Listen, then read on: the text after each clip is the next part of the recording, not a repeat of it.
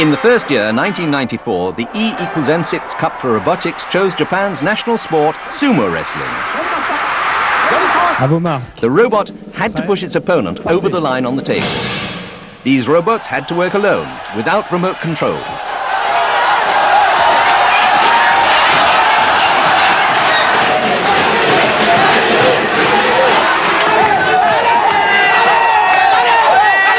And the winner in this contest was Paris 8 University versus the famous French School of Engineering, the Centrale de Paris. The following year, in 1995, the robots had to burst a balloon in their adversary's camp. The balloon was guarded behind a sheet of plexiglass. Partez! Looking at this contestant, it seems quite easy. But for many of the teams, this simple game proved to be a real headache.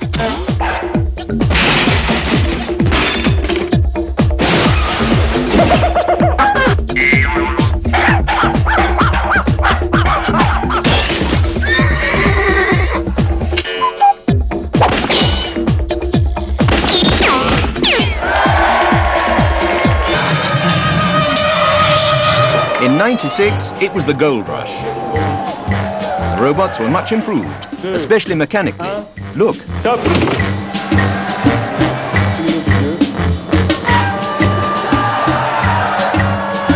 And also in strategy and programming.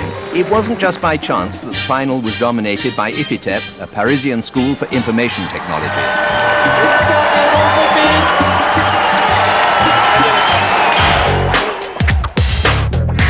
1997 celebrated sport. The robots played basketball.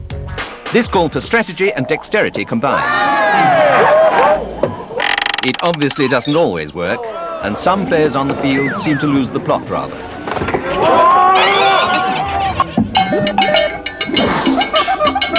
Would they do better in '98? At the time of the World Cup, they just had to play football. Attack, defense, shooting for goal, anything goes, even talent. Don't go to bed with no price on your head. Just look at this robot. He takes aim. Don't do the crime. He shoots. Superb.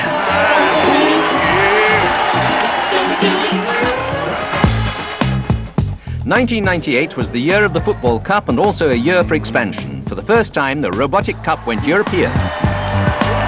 British, Swiss, Danes, Dutch, Italians, they were all putting their energy into making high-performance robots. Lausanne versus Catania. Look at the very original decoration on this Swiss robot.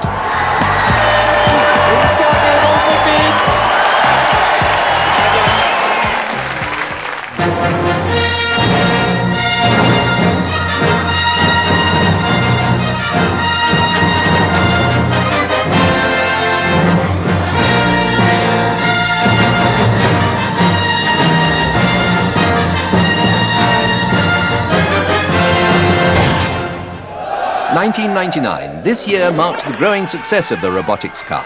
This year, there were nearly 2,000 students and 120 robots competing during the three-day event. This was a real festival of technology.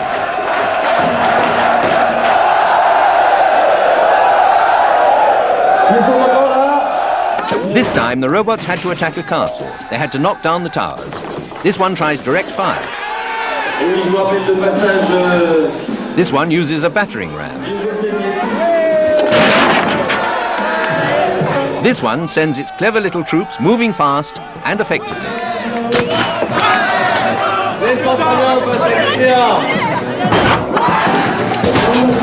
There's an obvious danger for those who choose a direct attack.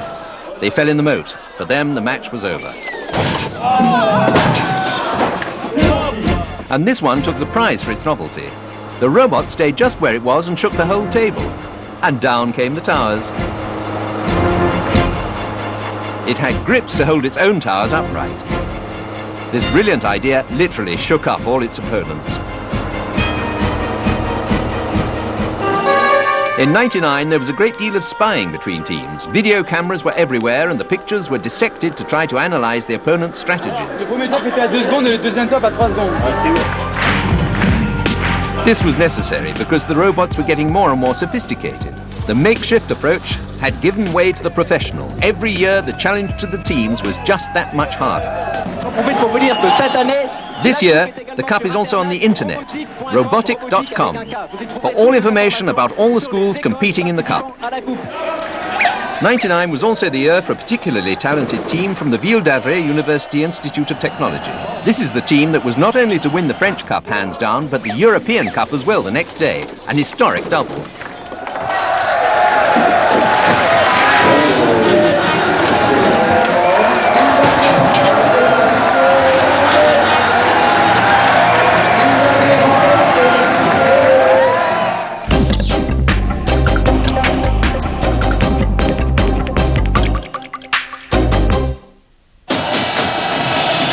Cup 2000, yet more intense atmosphere and more participants. This year with the spectacular theme, the Fun Fair.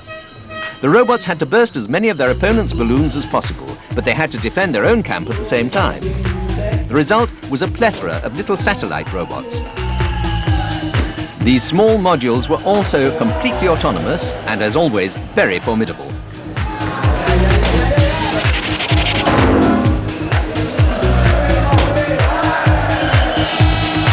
After a fierce competition, the cup holders, the Ville d'Avray, were finalists. Confronting them for this year was the Eurobot team from Strasbourg.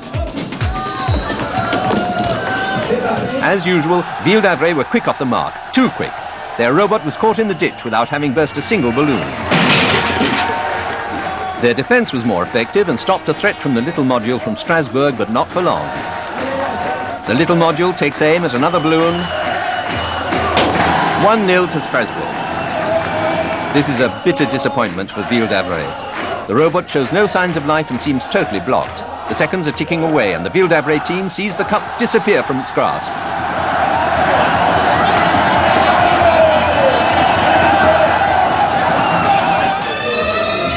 This year, the year of the European Cup, the first 3 teams in the French Cup will take on 9 foreign teams. Backstage, everything is buzzing. There's even an American team.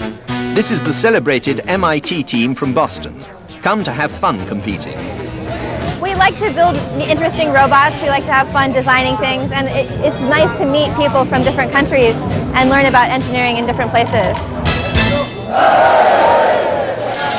The final is between the Lausanne Polytechnic and a team that is now famous, the Ville d'Avray UIT. Have they learned a lesson from their defeat in the French Cup? Ville d'Avray rapidly burst 2 balloons, but the Swiss are not beaten so easily and burst 2 in their turn, 2-all.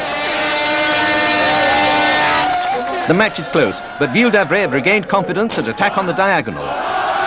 3-2 for the winners. The moral is never accept defeat, so if you're feeling adventurous, come and join us. Monday, happy days. Tuesday, Wednesday, happy days. Thursday, Friday, happy days. Saturday, what a day. Rockin' all week with you. This day is on. Won't you be mine? This day is on. Please be mine. Hello, sunshine, goodbye, rain. She's wearing my school ring on her chain. She's my steady, I'm her man.